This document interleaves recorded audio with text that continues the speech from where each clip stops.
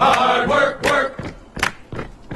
Hard work, work. So today we're in Ottawa, Kansas, and what we're doing is we're doing a crack injection on a home that has some cracks from the wall moving in.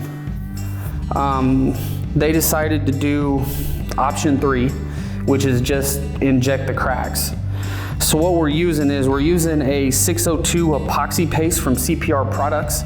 It's my go-to for what I do, and what it is it's a surface epoxy. And what we're going to do is we're going to put these surface ports on the crack, and then we're going to seal the crack with the 602. So that way when I go to inject it with the material we'll go over with in a minute, what'll happen is it'll dry and it'll keep all the material in the wall. So what we're doing now is, what we did was we drilled holes with the 1/4-inch bit about 4 inches into the crack. The reason for that is we want to make sure that when we inject the material is in the crack all the way, so as it expands, there's enough material in there to make sure that as it expands, it seals the entire crack all the way up. So what we're going to do now is I'm going to mix the epoxy paste, and then we're going to set the ports so we can get the injection going.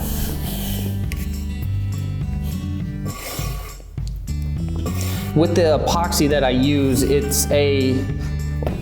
comes in black and white tubes, and it's a 1-to-1. So basically as you mix it, it turns gray, and you want to make sure there's no white or black streaks in it, because if there is, then it won't dry properly and then you'll fail when you go to inject. So as we do it, we just use a basic cheap tile to mix it on. Then once we get it there, we'll bring it up. And then what we do with the ports is the ports have small holes right on the surface, and what that does is I put the material in and I go to press on the wall. The epoxy will come through it, and as it comes through it, we'll take the spatula and then we'll seal around it. So when it bonds, it kind of makes like a grip on it, so that way when I put any pressure on it, it won't blow out on me.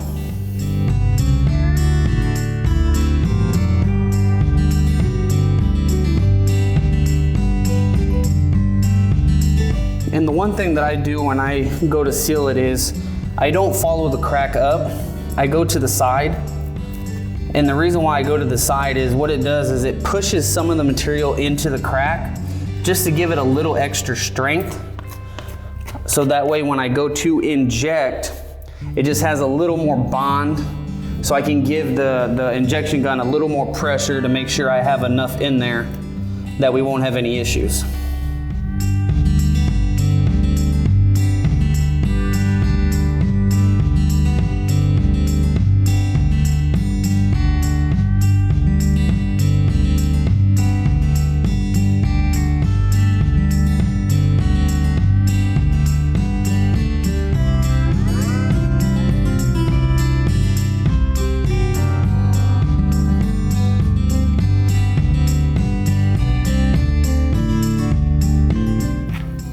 So once you get all the ports sealed and taken care of, what you want to do is you want to start from the bottom and kind of go through it one more time and make sure that you have everything sealed. And if it looks like it's not going to be, just add more to it. That way when you do it, when you go to inject, you know for sure that you have everything isolated.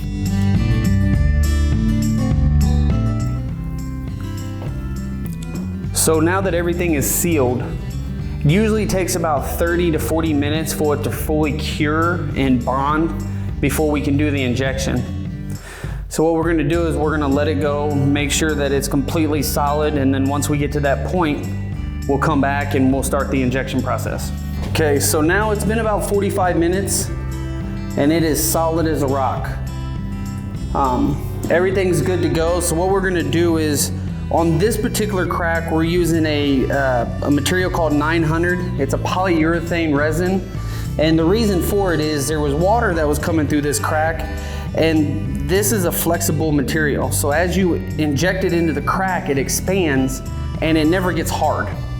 So if the wall decides it wants to breathe and move some more because they don't want to deal with anything else at the moment, this will give you about a 1/4 inch of flexibility on the wall, inward or outward, before the crack decides that it can't hold it anymore. There's another product we use that's a Epoxy Injection, which is more on the structural side. But on this particular case, this one is for the poly resin is the best solution right now. So what we're gonna do is we're just gonna put it in our injection gun and get it ready. And then when we do injections, we always start at the bottom.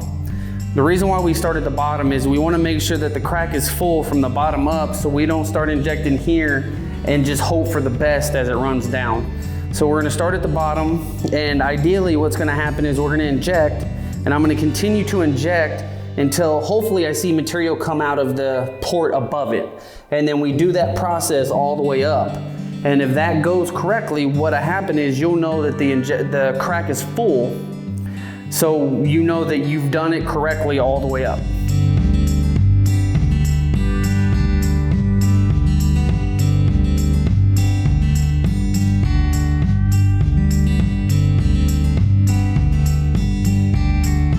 And as you see here, I'll let it come out. Usually I don't let it come out, but I'll let it come out. You see where it's coming out? So what happens is, as I injected the bottom one, it's filled this crack all the way up and it's pushing out of this one.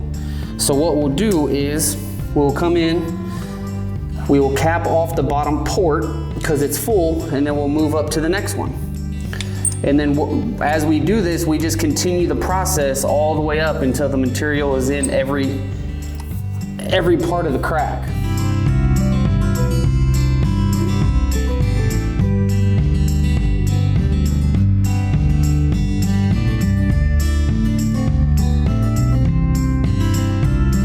So what you see here is the crack is all the way full, and you see it coming out of the top.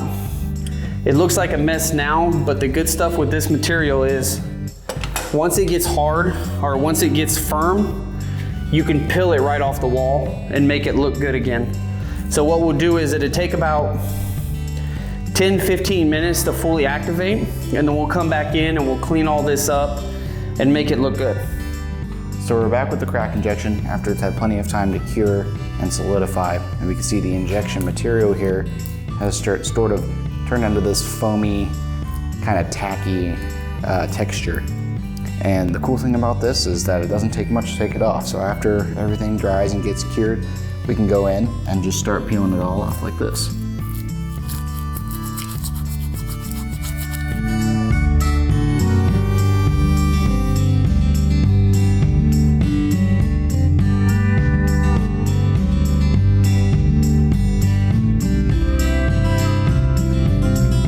So after the cleanup and everything else goes up here on the wall, what we're left with is a completed crack injection job. You can see that the cracks are completely covered by the sealing material here, and we have the cracks all filled and capped off with these sort of little stems and caps here. And that way we can be assured that water isn't going to be able to come in through those cracks. So thank you so much for watching. If you think that you have a problem with your foundation, or if you have any cracks in your basement, do not hesitate to give us a call, contact us on our website, or follow us on socials, and we'll see you next time. Hard work, work. Hard work.